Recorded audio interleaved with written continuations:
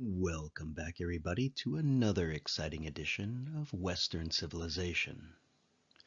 Today we are going to be looking at the 3rd century crisis, and this will cover the years 180 to 305. So grab a pen and paper, a tablet or keyboard, and let's get going. By the end of this lecture, you will be able to analyze the factors that led to Rome's 3rd century crisis, including political instability, economic collapse, and external invasion. Explain how military and political reforms from the Severan dynasty to Diocletian transformed Rome into a more autocratic state. Assess the role of economic and environmental pressures, plague, climate change, inflation in weakening Rome's stability. Understand how leaders like Aurelian and Diocletian temporarily stabilized the empire, but at the cost of greater centralization and authoritarian control. And finally, anticipate the growing tension between the Roman state and Christianity, setting the stage for the next phase of Roman history. Okay, so in our last lecture, we looked at the period of the Pax Romana, the 2 centuries where Rome had reached its greatest extent. It was in many ways its time of greatest prosperity as trade flourished across this wide region. Rome had secure borders and was unthreatened. Peace brought culture and a flowering of ideas as this empire, which stretched all the way from the Middle East to Great Britain, began to take form. We saw that Augustus had forged this system. It had many of the trappings of the Republic. A lot of the same offices still existed, but they were now gutted of power. It was an autocracy in reality, a monarchy in all but name. The center of all affairs of state was the emperor. The Senate was now powerless.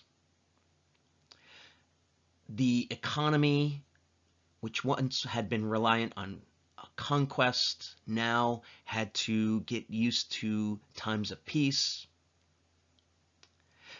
And we saw that the army had ceased to be a political player as it had in the late Republic, right? So the age of civil wars had ended, and the army was squarely under the emperor's thumb, at least for now.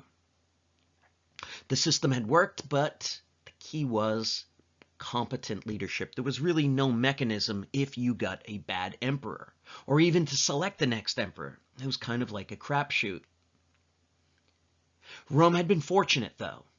Toward the end of this period, it had produced 5 of its greatest emperors, sometimes called the 5 good emperors.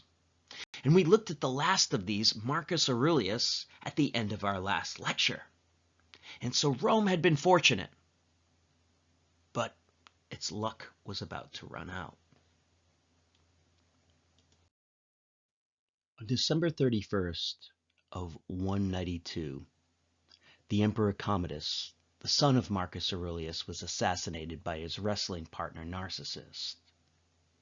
Thus ended the 12-year reign of one of Rome's most cruel and deranged emperors.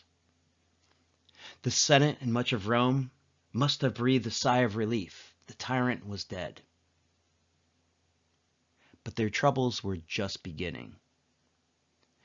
193 would be known as the year of the 5 emperors. And it would see intrigue, assassination, and civil war, which would set the tone for much of the next century. Rome's foundations in the course of the 3rd century would be rocked as it lurched from one crisis to another. Military emperors and civil wars would destabilize the empire. Climate change and disease would bring economic decline and demographic collapse in its wake. and just across the border, Germanic barbarians and a reinvigorated Persian Empire would take advantage of the situation and threaten the city of Rome itself. Yet, strong rulers like Aurelian and Diocletian would save the empire. But it would be at a great cost. And so we turn to this year, 193, the year of the 5 emperors. When the dust settled, the army of the Danube, the commander of the Danube, a man by the name of Severus, had defeated 2 of his other military rivals in civil war and seized the throne. And thus started the Severan dynasty. Now, the Severan dynasty was going to mark a turning point in Rome. The founder of the dynasty, Septimius Severus, had come to power because his army had won. And he recognized it wasn't the Senate that had put him there. And so he's going to mark a trend. During the time of Augustus, for the most part, emperors had maintained friendly relations with the Senate. But from the time of Severus and onward, the Senate is going to be increasingly marginalized and dismissed. And it's going to be Severus who recognized that it's the army that puts one there. And so he's going to increase the pay of his soldiers by 50%. He's going to buy their loyalty in this way. But in the long term, this is going to bring fiscal disaster, because the loyalty of the army is going to shift away from the emperor, and it's going to shift to whomever pays it the most. Severus's advice to his 2 sons as he lay on his deathbed was, "Boys, be good to one another, enrich the soldiers, and damn the rest." His surviving son, Caracalla, would take this to heart, and future emperors would also follow this advice. Caracalla was the one we had mentioned in the last lecture in 212 that extended citizenship to all free people. Rome had always given out citizenship, but it had always been for a reward for military service or loyalty to Rome in some ways. But Caracalla gave it away to everybody. And his reasoning for doing so weren't altruistic. He simply needed more taxpayers that he could tax to fund the war machine that his father had created and that he had added to. And so this is going to mark a period of increasing taxation on people to basically fund the army. And it's going to see an army increasingly emboldened. As a matter of fact, the last of this dynasty, Alexander Severus, was assassinated by his own troops. And this is going to usher in the assassination of Alexander Severus is going to usher in a period known as the period of the Barracks Emperors. So called because during this period, the primary qualification for rule was basically going to be control of the army. This period's going to stretch about 50 years, and during this time, about 26 different people are going to hold the emperorship. And most of them are going to die violently. Only 2 of them are going to die of natural causes, and their average reign is only going to be 2 years, as Rome is going to descend into chaos and anarchy, where one army, one general will overtake the next. There will be political assassination, and it's a time where really military loyalty is the only qualification, naked power.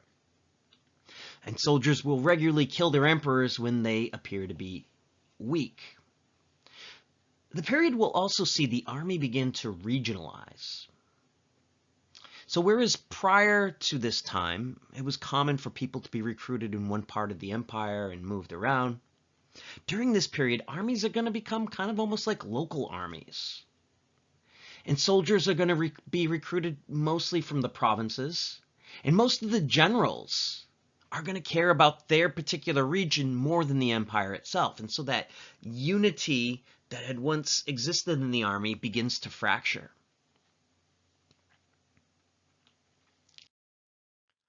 And as civil war marks this period, it really begins to drain Rome of resources because, as I said, every time a new emperor comes to the throne, he's gotten there because his soldiers had taken them, and he knows the old adage of Septimius Severus, enrich your soldiers, and the soldiers expect it.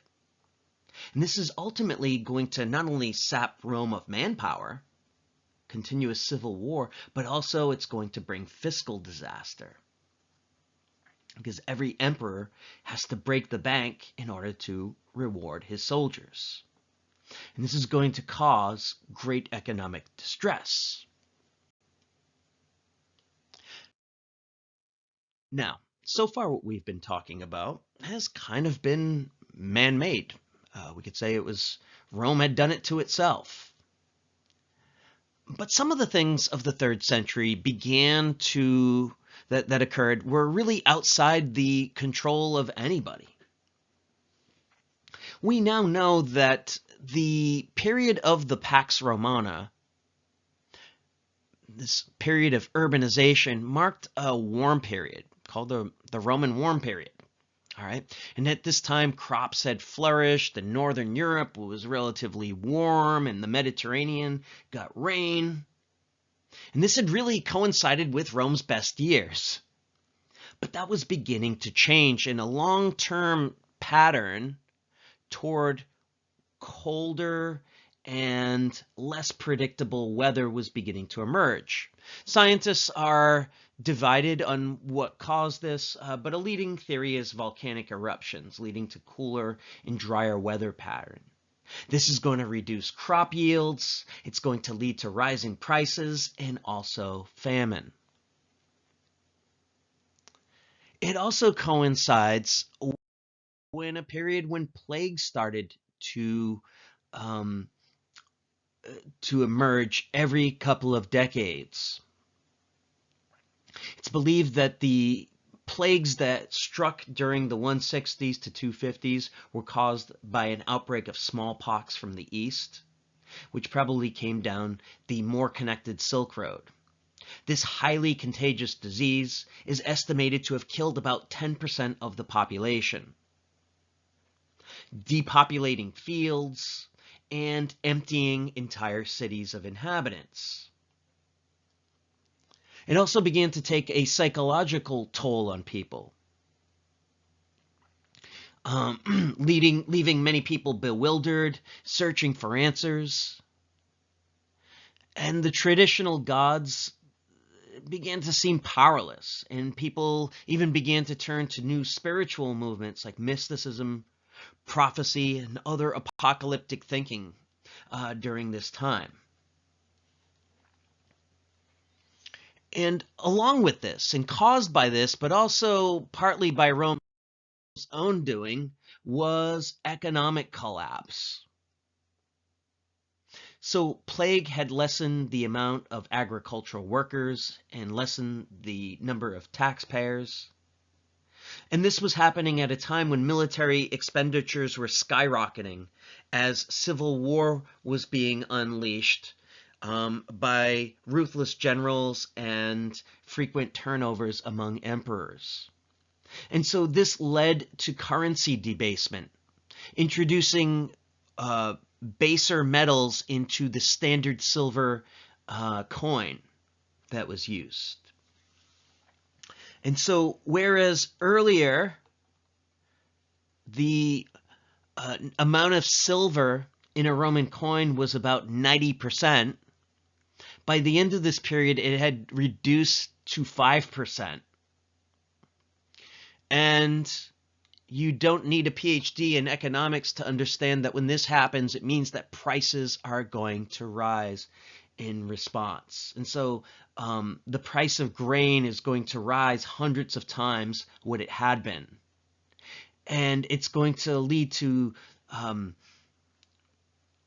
just a real economic shock across the empire. In many places, people are going to revert to bartering, and the integration of the economy is going to start to falter. And if this wasn't bad enough, Rome also began to face a series of invasions. Germanic tribes, which had shared a northern border with the Romans, over the past several centuries had begun to learn from Rome. Many of them had fought in Roman armies, as mercenaries. And so these people were becoming more sophisticated. Their tribal groupings were becoming more and more sophisticated. And large federations of Germanic tribes seeking weakness and knowing Rome's weapons and tactics began to pour across its borders in the 250s and 270s. Goths invaded into the Balkans, sacking Greek cities. Franks and Alemanni raided into Gaul and Spain, and even threatened Italy itself. But this wasn't the worst of it. Because to Rome's east, a reinvigorated Persian Empire known as the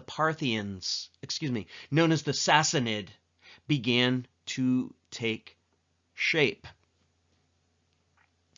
And this renewed Persian Empire in many ways saw itself as successors to the older Persian Empire of Xerxes, Darius, and Cyrus the Great. And they laid claim to the eastern part of the Roman Empire as Persia's patrimony. They thought that they were, it was part of the old Persian Empire, and therefore it should be part of theirs. And these Persians were no joke, especially under their great king Shapur, pictured here, who was apparently a bit of a military genius. He sacked deep into the Roman East and was more than a match for the Roman armies that he encountered. The ultimate humiliation came in 260, though, when the Emperor Valerian went out to meet him in battle and was crushed so bad that he was captured. And he spent the rest of his life as a prisoner of Shapur. Apparently, his job was to be a footstool. When Shapur needed to get on his horse, the Emperor of Rome would have to kneel down and let him step on his back. And then to add insult to injury, his body was stuffed when he died and was kept as a trophy. And so this greatly weakened the prestige of Rome across the empire. Its emperors were captured by enemies. Rome was unable to defend its borders, constant infighting. And so this led leaders in certain areas to secede from Rome. So in the east, because the Romans couldn't protect its citizens there from the Persians, an empire, a breakaway Roman empire based out of the Syrian city of Palmyra, began to take form in 260. And its queen, Zenobia, well, her forces anyways, actually defeated the Persians. And so she declares independence from Rome as part of this Palmyran Empire of the East, which included Egypt and the Levant and parts of Asia Minor. Meanwhile, a similar process was unfolding in the West. In 260 AD, a Roman general by the name of Postumus declared himself emperor because his argument was that the Romans were unable to defend them from the Germanic tribes.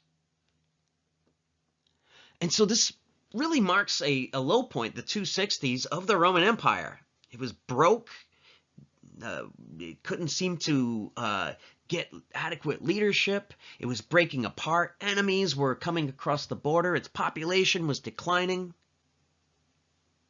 And so things looked really, really bad for Rome. Even the city of Rome was threatened. However, it was during this time that Rome produced one of its great leaders, a man by the name of Aurelian, who would rule from 270 to 275 AD. And he begins to turn the tide. He's a very capable general. He's absolutely brilliant and ruthless, and he begins to drag Rome back from the abyss. In 274, he defeats Postumus and brings the Gallic Empire back into the fold. And then the next year, the year before, excuse me, in 273, he had defeated Queen Zenobia in the east, and he was able to unite the empire back together again, bringing it back from the abyss. But Aurelian recognized that Rome was still vulnerable.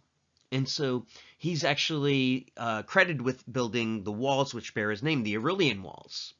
For years, Rome hadn't needed walls. It was defended by its armies. The idea of sacking Rome was insane. But as a symbol of its vulnerability, he constructed walls around the outside, recognizing that it was really no longer immune from invasion.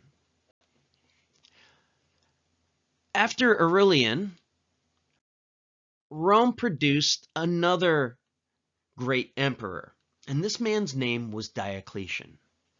And even more than Aurelian, he was really going to put his mark on the empire, because he was going to rule for something like 21 years or something like that. The longest reign that any emperor had had in a while. But he's going to kind of finish off what what Septimian Severus has started. This move from the emperor being kind of a figurehead, holding power from behind the scenes, working with the Senate, to Senate, we don't need you anymore, full autocracy, absolute monarchy, open absolute monarchy. And so Diocletian is really going to mark a new period. The emperor will really embrace this Hellenistic tradition of emperor worship. Diocletian is going to introduce a much more elaborate, almost Eastern court into Rome, something Rome had never really had before. He's going to claim to be divine himself. He's going to introduce kneeling, and from this point forward, it's really going to be a different Roman Empire. Now, more important than the ceremonial aspects, though, was Diocletian's decision to divide the empire. All right. So he realizes that there was actually some virtue to having the Palmyran Empire and the Gallic Empire. In other words, they were able to better, having leadership on a local level was a good thing. And so he's going to decide that he wants to create a more formal mechanism for selecting the next emperor. As I said, it was often chaotic, and it had been. And so he creates this tetrarchy. And the idea is there are going to be four emperors, 2 senior and 2 junior. The empire will be divided between East and West, each with a senior member, one in the West and one in the East. And these emperors are going to rule their respective territories along with their co-emperors. And when the older emperors decide they're going to retire, the younger emperors will step up. They'll become the senior emperors, and they'll select junior emperors. And the idea is that this isn't going to be 4 like kingdoms or anything. This is going to be one united Rome, but with local rulers.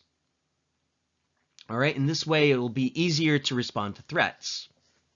Now, as we're going to see, this system is ultimately going to break down in a lot of ways, the tetrarchy, but this idea of dividing the empire between East and West even though it's going to be united under one emperor again at times, is going to more or less eventually become a permanent feature.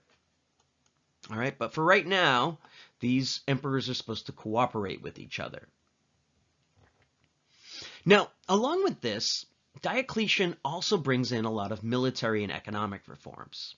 He doubles the size of the army from the 300,000 or so that it had been up to 600,000. Just recognizes the need is there.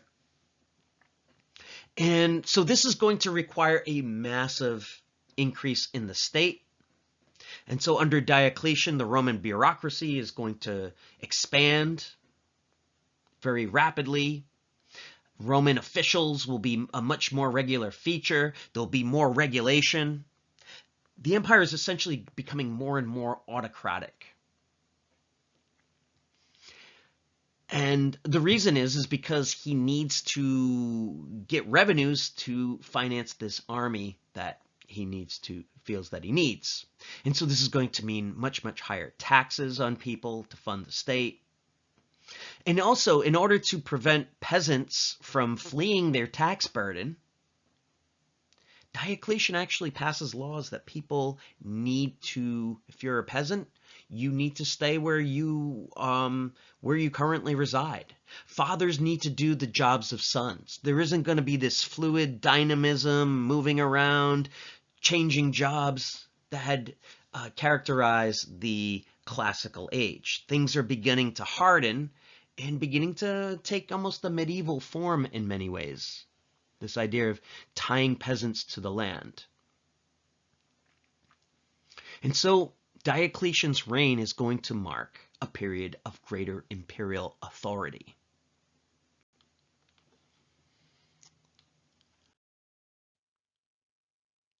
I want to end this lecture by imagining Diocletian contemplating the restoration of the Roman Empire as he stands on his balcony and looks out over the bay from his capital of Nicomedia. It's significant that Rome's most powerful man no longer rules from Rome. And as he thinks about the restoration of Rome, he would have undoubtedly thought about the fact that a crisis, a century of crisis, had changed Rome. Barbarian invasion, civil war, plague, and economic collapse had nearly brought Rome to its knees. And he had helped it survive, but at what cost? Rome was becoming something else. It had once thrived on its openness, its debate, and its competition, but it was now a rigid, controlling, and authoritarian system. The world of Augustus and the Pax Romana were gone, and something new seemed to be on the horizon. And yet, as Diocletian cast his eyes over his capital, one structure would have seemed to mock him. Merely several hundred yards away from Diocletian's palace was a Christian basilica, which he could see off in the distance. And it reminded him of an enemy still not yet defeated, an enemy from within. To Diocletian, the Christians are a godless sect. Galileans, as they're pejoratively called at the time, seemed to proliferate to him even under fire. And to Diocletian, these rebels must be stopped. They mock the old gods. They defy the imperial cult. And even under persecution, they seem to grow. If Rome is to survive, he thinks, if it's to preserve its unity, this is a disease that's going to have to be eradicated. Previous emperors had tried half measures and failed. And so for Diocletian, only the complete eradication of this faith and anyone who clings to it is the only solution. And so When we come back next time, we're going to look at the beginnings of Christianity and follow it through to its institutionalization. And so I will see you in our next lecture as we turn to the kingdom of God.